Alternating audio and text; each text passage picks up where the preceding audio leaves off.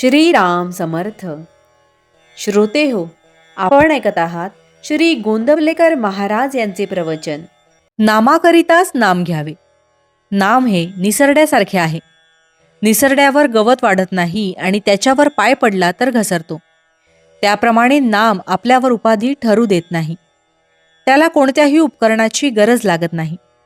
रोगी निरोगी, विद्वान अडाणी, श्रीमंत गरीब, लहान थोर, स्त्री पुरुष, जात गोत यापैकी कोणतीही गोष्ट असली तरी अडत नाही, नसली तरीही अडत नाही. नामाशिवाय दुसऱ्या कोणत्याही साधनाला शक्ती, बळ, पैसा वगैरे कोणत्या तरी गोष्टीची मदत लागते. असे हे अत्यंत उपाधिरहित असलेले नाम आपणही अत्यंत उपाधिरहित होऊन घेतले तरच त्यात आपल्याला प्रेम येईल. आपण उपाधिरहित होणे म्हणजे नाम हे केवळ नामाकरिताच, स्वतःच्या कल्याणाकरिताच घेणे, जगातल्या दुसऱ्या कशाही करिता न घेणे. आपण जर ते सकाम बुद्धीने घेतले तर इच्छित कार्यभागही साध्य होत नाही आणि आपले कल्याणही साधत नाही. सकाम नाम घेणे हे किती वाईट आहे हे सांगणे फार कठीण आहे. असे पहा की स्त्री ही अत्यंत पवित्र आहे, कारण देव, संत यासारख्या विभूतीही तिच्या पोटी जन्म घेतात. अशा स्त्रियांना पळवून नेऊन अनितीने वागायला भाग पाडून त्यावर पैसे मिळवण्याचा धंदा काही लोक करतात. ही किती निंद्य गोष्ट आहे बरे. पण सकाम नाम घेणे ही गोष्ट त्याच्याही पेक्षा कितीतरी पटीने अधिक निंद्य आहे. म्हणून नाम हे नामाकरिताच घ्यावे. त्याचा संबंध आपल्या इच्छा अपेक्षांशी ठेवू नये.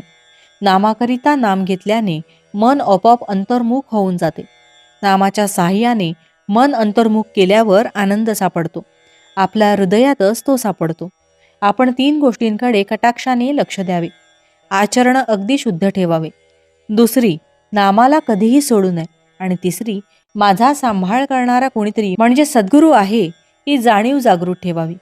प्रत्येक माणसाला कशाची तरी विशेष आवड असते. त्या आवडीमध्ये राहावे आणि त्यात जबरीने नाम घ्यावे. आत्मज्ञान व्हावे म्हणून त्याच्या मागे लागले तर ते लवकर होत नाही. भगवंताकडे लक्ष लागले म्हणजे ते आपोआप होते. भगवंताचे नाम घेणे हे ज्ञान होण्याचेच लक्षण आहे. उत्तम वस्तू नेहमी थोडीच असते. श्रीखंडामध्ये चक्का आणि साखर कितीतरी असते, पण केशर किती थोडे घालावे लागते. तसे भगवंताच्या नामाचे आहे. रोज थोडे पण अगदी मनापासून आणि मोबदल्याची अपेक्षा न करता नाम घ्यावे. ते फार काम करेल.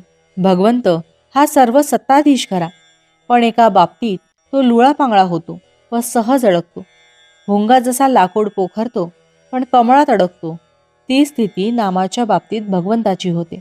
भावार्थ, पाणी हे जसे शरीराचे जीवन आहे तसे नाम हे मनाचे जीवन आहे.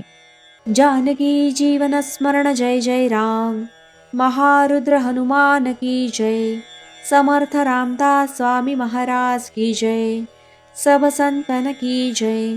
श्री अनंत कोटि ब्रह्मांड नायक राजाधिराज सच्चिदानंद सद्गुरु श्री ब्रह्म चैतन्य महाराज की जय.